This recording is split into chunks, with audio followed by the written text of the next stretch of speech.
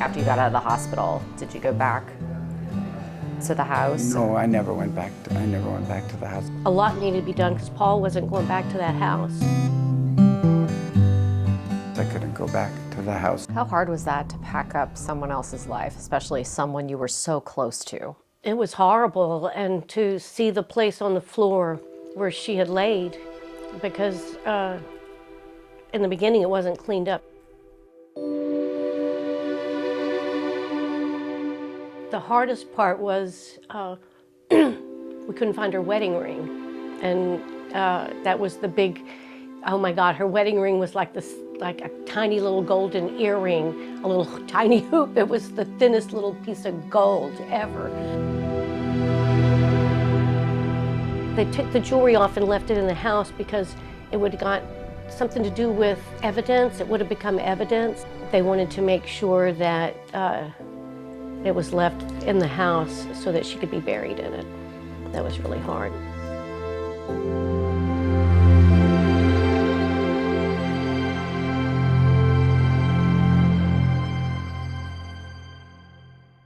Helen Hill's body was taken from the house to the coroner's office for an autopsy.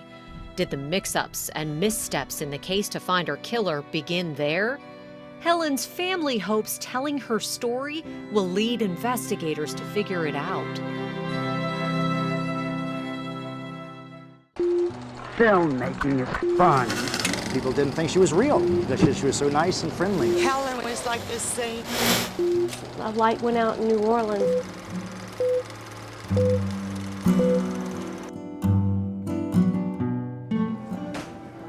You don't come to New Orleans very often. Why not? Well, I guess this is my third time here since Helen died, and well, because it's a good question. I get anxious about coming here because it reminds me of Helen's death, and I don't feel physically safe here. When Helen was murdered in January of 2007, she was working on a film about handmade dresses that she found in a trash pile here in New Orleans before Hurricane Katrina. I guess New Orleans doesn't look so bad to me. Helen had a history of finding treasure in the trash, including her friendship with Sherry Sund. Sherry was a neighbor when Helen and her husband Paul Gay-Lunas lived in Mid-City. One day, Sherry saw Helen poking through the trash on the curb that she put out after a garage clean-out. And I went running out with popsicles. They like to have these tea parties, so they invited us to their house to the tea party, which was a couple of blocks down the street.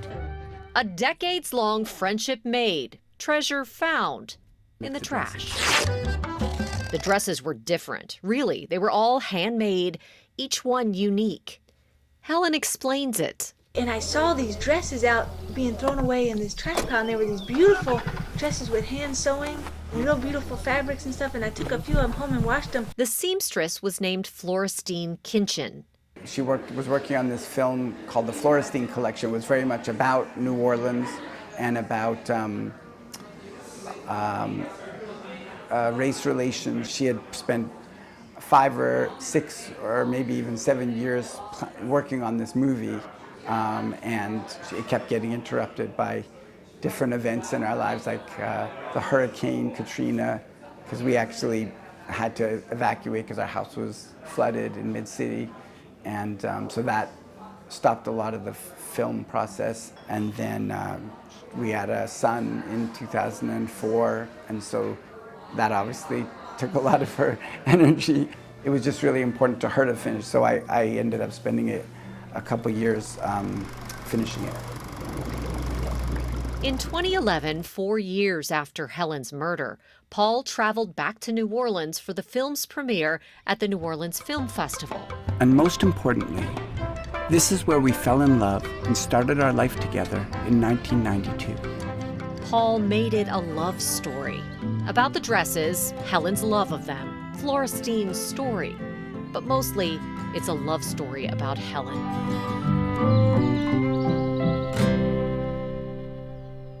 while Paul has only come back 3 times to New Orleans, barricaded by grief and fear.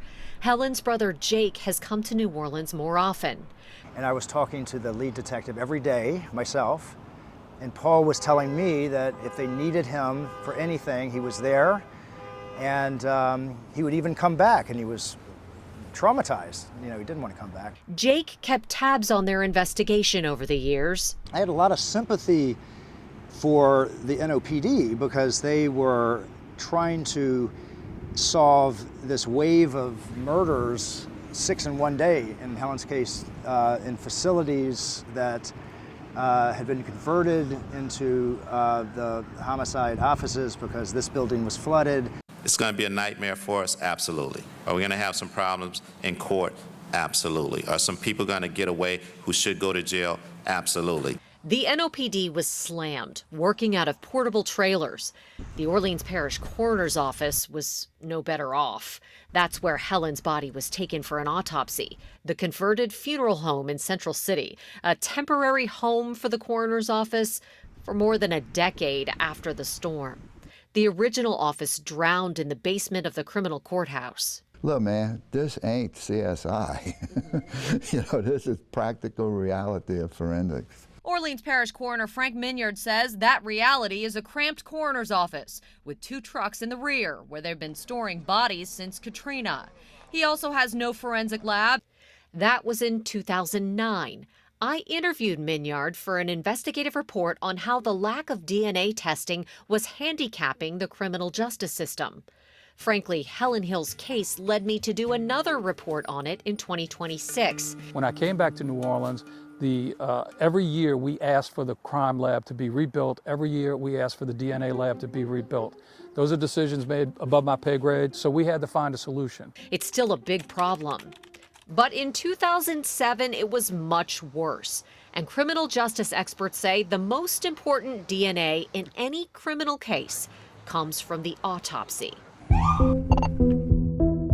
When 6 bodies needed autopsies in 24 hours' time, including Helen's, a controversial pathologist named Paul McGarry was on duty. Paul McGarry at this point is a sort of infamous character because his work and his testimony has been tied to so many cases where there were, we now know, real miscarriages of justice that occurred. Thomas Frampton is a civil rights attorney who works to overturn wrongful convictions. Some of his clients went to jail for decades based on testimony from Paul McGarry.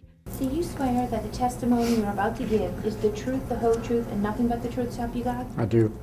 There are dozens of cases that we've found where Paul McGarry's testimony either led to the wrongful exoneration of usually NOPD officers who engaged in wrongdoing when he would testify or opine favorably for them, or more common, led to wrongful convictions of people who were wrongfully targeted by prosecutors. I have heard that he was ornery, is a word I've heard, and that he did not suffer fools and probably didn't believe in protocols. He'd been doing this a long time. Multiple sources told me McGarry did not work with assistants. He largely did autopsies alone, a direct violation of the autopsy performance standards set by the National Association of Medical Examiners. Those standards also say they should not do more than 1 or 2 autopsies a day. Records from the Orleans Parish Coroner show on January 4, 2007, McGarry did 5, including Helen Hill's. For many years, best practices that would be followed in any other coroner's office around the country simply weren't followed here in Orleans Parish. And whether that's because of caseloads being too high, having too many autopsies to perform, or just the criminal justice system's acceptance of sloppy work, that was just the norm in Orleans Parish. Helen's murder was one of the most high profile in post-Katrina New Orleans, and yet the case records are spotty. When I first started looking into it, I was only able to get a redacted copy of a police report through a public records request, and not much else because the case is still technically open. Cold case detective Ryan Oquin never really worked Helen's case, but but he walked us through the police report in 2023. The FBI was brought in at some point to help out with the investigation. They were kind of embedded with the homicide unit after Katrina, kind of helping out with resources. Oakwan gave us an inside look at the rooms where homicide files are kept in the basement of the old NOPD headquarters on South Broad. Some of the homicide files were converted into microfilm like you'd find in a library. And a fraction of the files have been digitized using federal grant funds over the years. The NOPD has a mountain of them left to go. Where the Helen Hill case should be is, this is actually part of the file right here. The spotty records in the Hill case make retracing investigators' steps difficult. They just didn't have the resources to do a proper investigation, and it was unfortunate that she died in New Orleans at that time, because it just inevitably there was going to be things that couldn't be done. I had worked with Paul and Jake for more than a year to help them get access to the entire case file. Next of kin are entitled to it under Louisiana law 10 years after a murder. In 2022, Paul and Jake came to meet with police to get a first big chunk of the file. I thought it was a good meeting. They left that meeting cautiously hopeful that there might be some answers buried in the records. Unfortunately, Jake and Paul also got confirmation of the problems they suspected had plagued the investigation. I'm very pessimistic that anything good is going to happen. I've made my peace with that. In Helen's autopsy, McGarry concluded that a single gunshot wound to the neck killed her almost instantly. McGarry's report notes that blood and bodily fluids were saved during the autopsy, but it says nothing about fingernail clippings, scrapings, or swabs done for DNA. Normally that happens at the coroner's office. The coroner does the scrapings of fingernails or clippings of fingernails. We now know that there are serious doubts about whether the fingernail scrapings, clippings, and swabs that were tested by the Louisiana State Police Crime Lab were actually from Helen Hill's autopsy. Again, DNA expert George Skiro reviewed those test results for us. If you had to guess based on what you see in these reports, what would you guess is the problem here? My guess is that, first of all, that none of that evidence originated from Helen Hill. So what happened to the evidence taken from Helen Hill during her autopsy? Was any taken? Which case was the evidence from that police had been testing? Here's a timeline I pieced together from the case file on the evidence trail. Hill's autopsy was conducted on the day she was killed, February 21st. Detective George Wagasback, the second detective assigned to the case, calls the coroner's chief investigator, John Gagliano, about picking up fingernail scrapings taken in the post-mortem exam. February 27th, Wagasback notes he spoke with Gagliano again, who told him he needed to consult with McGarry about the evidence when he came back on rotation at the coroner's office the following week. The police report reads, quote, Gagliano also told the detective that the buccal swab, the vaginal swab, the anal swab, and the fingernail scrapings would be available to the detective. Tuesday, March 6th, Wagasback went to the coroner's office to get the evidence. Quote, the detective collected 2 glass vials containing autopsy swabs and 1 envelope containing fingernail scrapings. He then took them to the police evidence room and logged them into evidence. May 15th, Wagasback picked up an envelope from the police evidence room containing those autopsy swabs to take them to the State Police Crime Lab. Shortly after leaving the evidence room, though, he realized he didn't have the envelopes containing the fingernail scrapings, so he turned around to get them and also took them to Baton Rouge for DNA testing. On June 11th, the first sign of a problem. The crime lab calls Wagasback asking for more DNA samples from Paul and Francis. On June 15th, the report notes Wagasback updated Jake Hill on the DNA situation. When the DNA was found to be problematic, it was very frustrating and sad. McGarry was also known for what he did not do in autopsies, like take photos or videos. There are none included in the Hill police case file with the coroner's records. You need to have autopsy photographs or video if possible, ideally a second person in there to watch the autopsy so that other people can verify, confirm, or contradict what the opinions are that are being offered by the forensic pathologist. Photos could also verify what exactly the coroner's office took from Helen's body. It doesn't appear as though any police officers observed the autopsy either. I didn't find any observers noted in any of the documents I reviewed. But records I got from other murder cases that week do note observers. We found out as time went on that things were not necessarily handled in a thorough way, as thorough a way as they should have. They could be a key piece of evidence in the case, even now.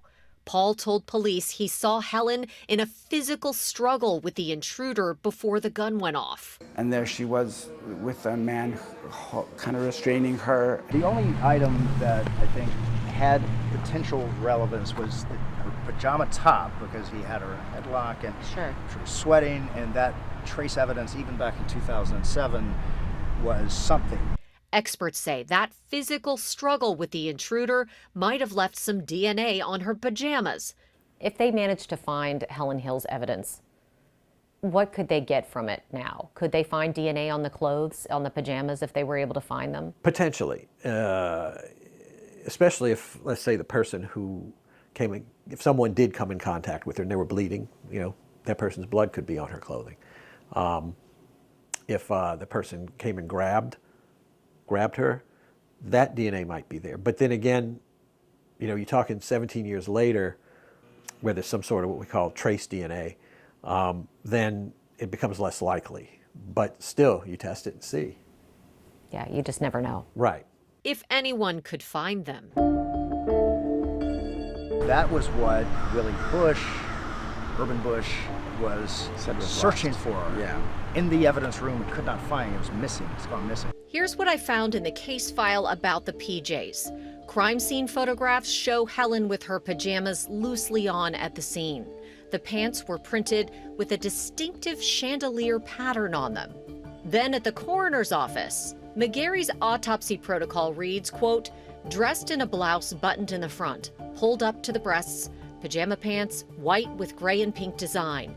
The blouse is soaked with blood at the collar. There is blood spatter on the hands and down the front of the pajama pants. Their final destination, unknown. I asked the Orleans Parish coroner for their logs tracking when evidence is collected and turned over to police, but a spokesman said those are not a public record. The wrongdoing that he was responsible for and his tarnished reputation sort of came about while he was still alive, while he was still working at the Orleans Parish Coroner's Office. He left that office in disgrace. News reports say Minyard fired McGarry in 2010 after he testified in a murder case that a man had died an accidental death, but he was really beaten by 2 NOPD officers. McGarry would continue performing autopsies in Mississippi until he died in 2015. All of this begs the question, if the DNA evidence the NOPD has been testing did not come from Helen Hill, as Skiro suspects, where did it come from? And whose DNA is it? It appears former NOPD cold case detective Winston Harbin was trying to figure that out. In 2014, he sent this letter to the State Police Crime Lab asking for help. Quote, my success in concluding this case is possible by first identifying who the donors are, which may lead me to the understanding of why and how contact was made. Lab reports say the DNA was entered into a national database, but it didn't match anyone in it. Remember, come to this day with 6 murders in 24 hours. It's just a horrible thing. Could the evidence from those cases have been switched or contaminated? Again, McGarry autopsied 5 of those bodies in 1 day. Detective Harbin had a portion of the spleen tested from the body of Kevin Williams. Coroner records show he was autopsied 2 hours after Helen. It looks like they attempted to get a DNA profile from the spleen tissue, but they were not able to obtain a profile at all. And where do you go from there if you're the investigator? Well, I mean, it depends at what point, like at that point, where his body ended up, because potentially you can still get DNA from bone and you can get DNA from teeth. So potentially there could have been other samples that could have been collected and attempted to be analyzed. Why Kevin Williams? We just don't know. But it appears that's where the digging stopped in 2014.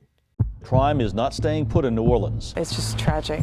It was the 6th murder in less than 24 hours. Of all the cases of those 6 people killed in that 24 hours, Helen Hill, Cedric Johnson, Hillary Campbell, Randall Thomas, Kevin Williams, and Cheryl Nitsky remain open. Police have made arrests in 2 of those cases, but no one has successfully been prosecuted in any of them. Helen's case made me wonder if her evidence ended up cataloged in one of those other cases. I started looking into Cheryl Nitsky's case in 2023. The coroner will try to figure out what killed the woman whose body was found in a yard near Jackson Barracks. She was the first one found dead. She was beaten to death in the 9th Ward. I first spoke with her mother, Wendy Bolt, by phone. Just please don't let this go. You're my only hope in trying to find out who did this to her. I didn't let it go. Records indicate and sources confirm no DNA testing was ever done on the evidence in Cheryl's case to try and find her killer. It seemed like nobody cared. You know, it was just like, oh, well, you know, it's another prostitute. We're just gonna like sweep it under the rug and, you know, who cares what she did? My daughter was murdered. Murdered. She didn't, you know, just fall down and hurt herself and died. She was murdered. And I want to find out how. Police say a man checking his property on Roeder Street found the woman's body. She was lying in the grass and her body was covered with a rug. Nothing has been tested.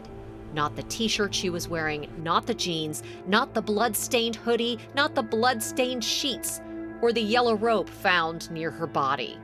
McGarry's autopsy report on Nitsky does mention a rape kit was saved, but evidence receipts from the New Orleans Police Evidence Room did not indicate that a rape kit was ever logged into evidence in her case. If you can legitimately not find something, legitimately, like you're out there actually looking, like you actually pulled the DNA, like you actually gave it, you know, then I wouldn't be this upset. I would say, you know, they've done the best that they can do.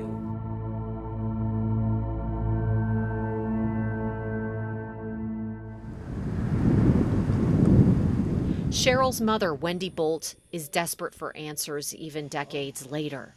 Makes me wonder if all of the DNA could be tested on all of the cases that week. Could police connect the dots between the evidence and the victim it belongs to? Harbin was unable to do an interview with me about his theories. Gatherings like this one are the kind of community activism that the mayor and police chief have been asking for. But now this group wants to send a message of their own. Helen's murder stuck with me over the years, as did Daenerys Shavers, that well-liked drummer and high school band director who was killed around the same time as Helen. There have been so many more murders that followed, too. 209 that year, 179 the next, more than 100 more every year after. The NOPD has investigated all of them with an extremely limited capacity to do DNA testing. And more than 20 years after Hurricane Katrina, the department's still struggling to reopen its DNA lab. Each one of those families deserves answers, including Helen's.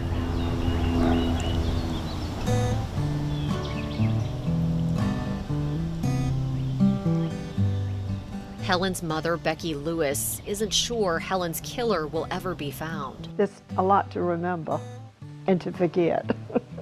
Honestly, Becky's more focused on Helen's memory, adamant that she will not be forgotten. I mean, you learn to live without her, but I still miss her, yeah. We miss her dreadfully.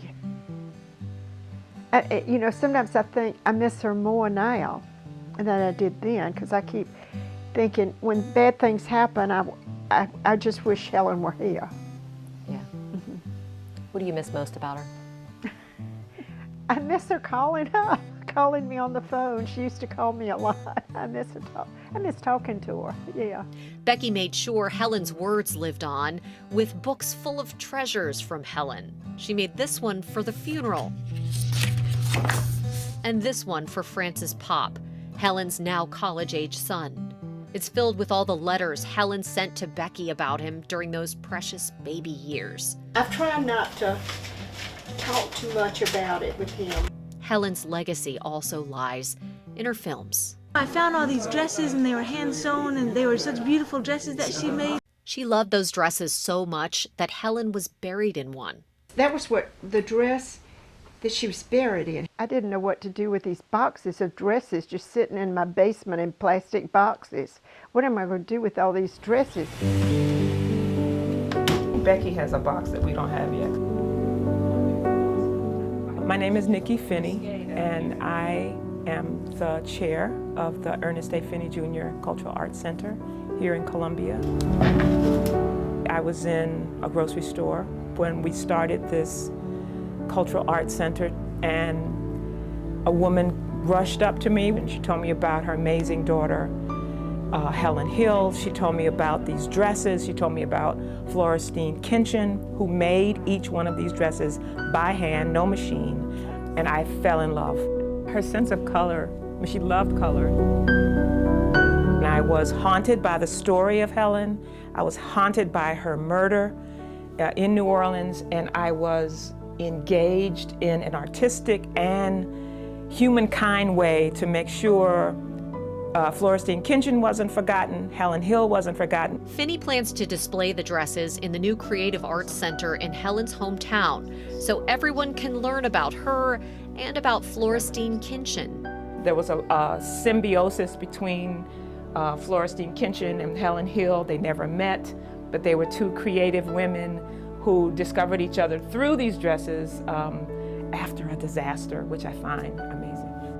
Helen had saved our lives by waking us with her screams. And that is how the story must end, an incomplete film and an incomplete life.